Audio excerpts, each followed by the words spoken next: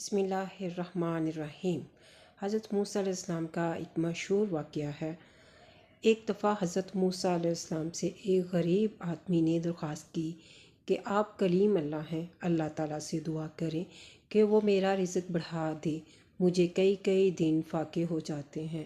حضرت موسیٰ علیہ السلام نے بارگاہ خداوندی میں اس کی درخواست پیش کی تو بتایا گیا کہ اس کی قسمت میں قلیل روزی ہے، اس لیے ہمارے ہاں سے اسے تھوڑا تھوڑا رزق ہر روز دیا جاتا ہے تاکہ آخر تک ملتا رہے۔ اس شخص کو جب یہ بات معلوم ہوئی تو اس نے حضرت موسیٰ علیہ السلام سے درخواست کی کہ وہ اللہ تعالیٰ سے سفارش کر کے میرا سارا رزق ایک ہی دفعہ مجھے دلوا دے۔ اللہ تعالیٰ نے حضرت موسیٰ علیہ السلام کی دعا قبول فرمائی اور اس غریب آدمی کو زندگی کا سارا رزق ایک ہی ساتھ مل گیا۔ اس شخص نے فوراً لنگر کھانا کھولا اور اعلان کر دیا، جس شخص کے کھانے کا انتظام نہ ہو وہ میرے لنگر کھانے سے پیٹ بھر کر کھانا کھا سکتا ہے۔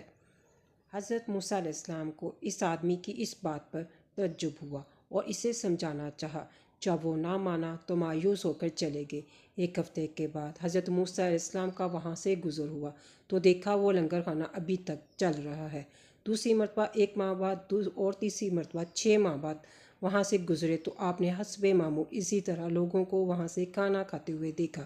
ان کا خیال تھا غریب آدمی کی دریا دلی کی وجہ سے اس کا سارا رزق ختم ہو گیا ہوگا، لیکن وہ لنگر کھانا ابھی بھی جاری تھا۔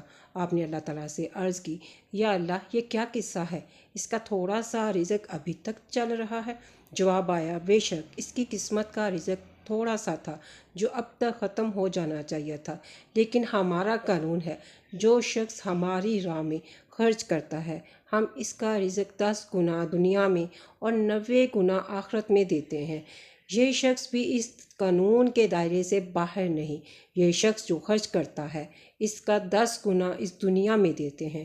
مشہور قول ہے، تم فرش والوں پر رحم کرو، عرش والا تم پر رحم کرے گا۔ ناظرین، اگر آپ کو میری ویڈیو اچھی لگی تو پلیز میرے چینل کو لائک اور سبسکرائب ضرور کریے گا۔ اللہ حافظ۔